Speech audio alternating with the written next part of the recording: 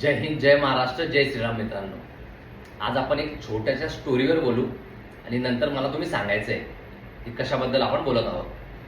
तर बाहेर खूप पाऊस वादळ असं वातावरण असतं आणि त्या वादळामध्ये एक गाय बिचारी घाबरून जाते की खूप पाऊस आहे.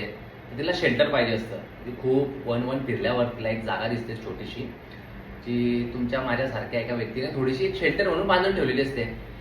मग त्या जागेमध्ये गाय माता आपली शेल्टर घेते आणि त्यानंतर पाऊस काही थांबायचं नाव घेत नाही. तो माणूस तिला थोडाफार चारा सुद्धा खाण्यासाठी देतो तिथे.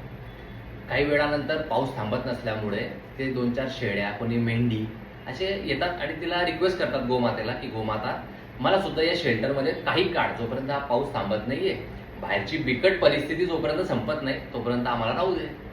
आणि बिकट परिस्थिती असल्यामुळे गोमाता त्यांचं वेलकम करते.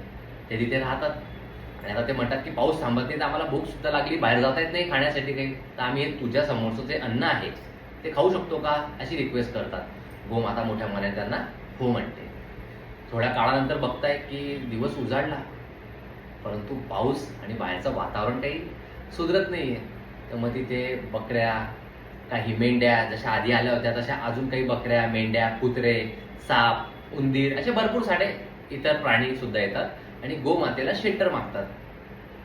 तेव्हा गोमाता मोठ्या मनाने की हो, मी तुम्हाला शेल्टर देऊ शकते, आणि ते तिला वचन देतात की जेव्हा बाहेरचं वातावरण ठीक होऊन जाईल तेव्हा आम्ही इथून निघून जाऊ, तुम्ही तुमच्या जागेत राहा. मग बाहेर त्यांना खाण्यासाठी काही भेटत नसल्यामुळे ते गोमातेचं जे अन्न आहे ते सुद्धा खातात, काही प्रयत्न करतात खाण्याचा. तर त्यानंतर होतं असं की पाऊस आणि वादळ ही परिस्थिती वाढतच जाते, बिकटच होत असते.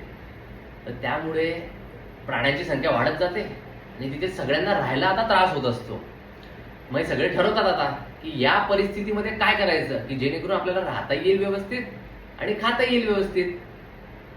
मग सगळ्यांची मीटिंग बसते आणि ते ठरवतात की सगळ्यात जास्त जागा या गाईला लागते, सगळ्यात जास्त जेवण या गोमातेला लागतंय, तर सर्वात आधी हिला या शेल्टरमधून बाहेर काढा, हकला, आणि आपण इथे निवास करू, राहू, आरामात खाऊ आणि आपलं आयुष्य व्यतीत करू. तर मित्रांनो, एवढी स्टोरी होती. तर तुम्ही सगळ्यांनी मला कमेंट करून सांगायचंय, डीएम सुद्धा करायचंय की ही स्टोरी कशाबद्दल आहे. आणि ज्या वेळेस जास्तीत जास्त डीएम, जास्तीत जास्त कमेंट येतील, आपण याच्या पुढचा मुद्दा सुद्धा तुमच्यासोबत डिस्कस करणार आहोत. जय हिंद, जय महाराष्ट्र, जय श्रीराम.